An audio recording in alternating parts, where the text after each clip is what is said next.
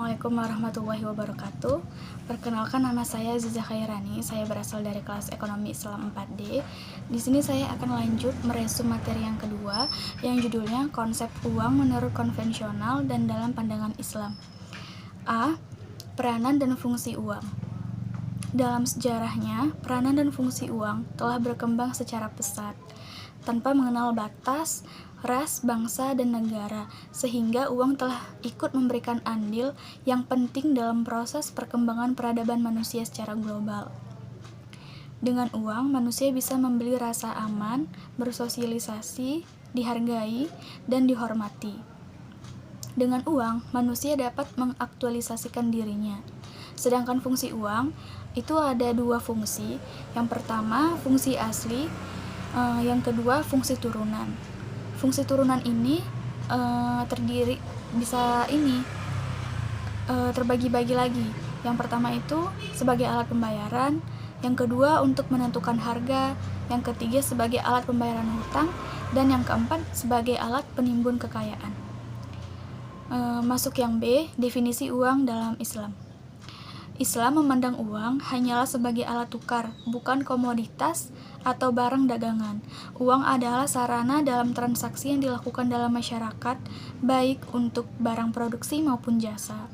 Baik itu uang yang berasal dari emas, perak, tembaga, selama itu diterima masyarakat dan dianggap sebagai uang. Dalam konsep Islam tidak dikenal dengan money demand for speculation. Uang pada hakikatnya adalah milik Allah Subhanahu wa Ta'ala yang diamanahkan kepada kita untuk dipergunakan bagi kepentingan kita dan masyarakat. Masuk yang C, nilai dari uang.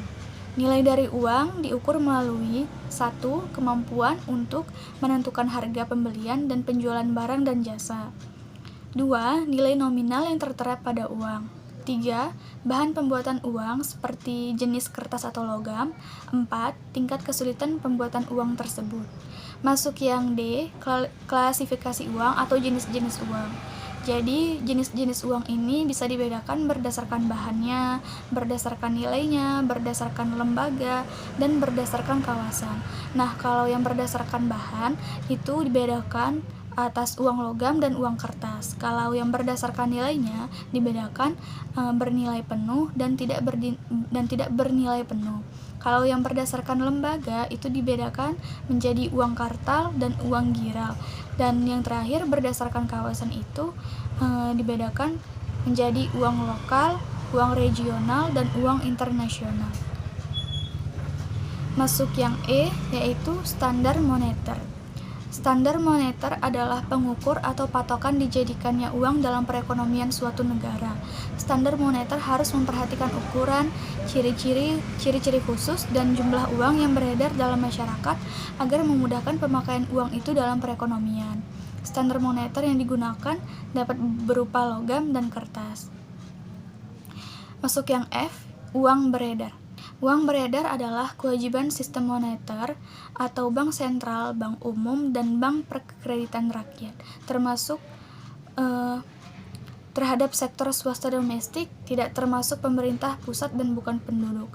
Kewajiban yang menjadi komponen uang beredar terdiri dari uang kartal yang dipegang masyarakat, uang giral, uang kuasi yang dimiliki oleh sektor swasta domestik, dan surat berharga selain saham yang diterbitkan oleh sistem moneter yang dimiliki sektor swasta domestik dengan sisa jangka waktu sampai dengan 1 tahun. Baru masuk yang F, yaitu dinar, dirham, dan fulus. Pada awalnya, dirham hanya berupa koin terbuat dari perunggu yang dicetak dengan menggunakan aksara Arab di kedua sisinya. Dinar adalah koin emas seberat 4,25 gram berkadar 22 karat.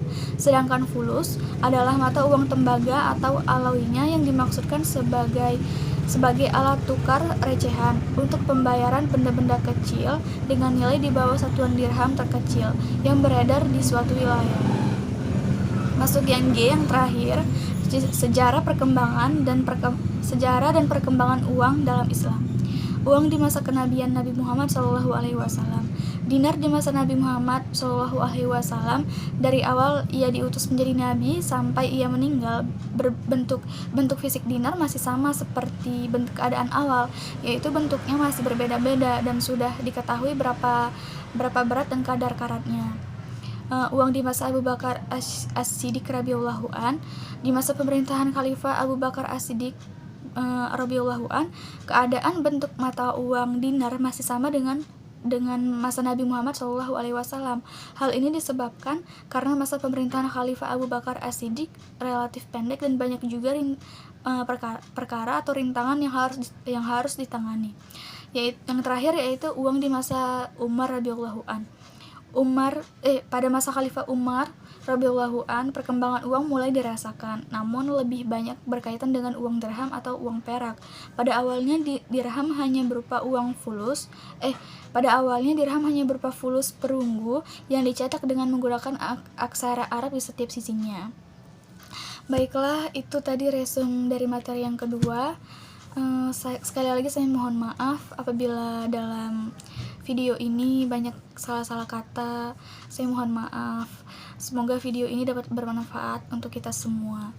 Saya tutup dengan Assalamualaikum warahmatullahi wabarakatuh.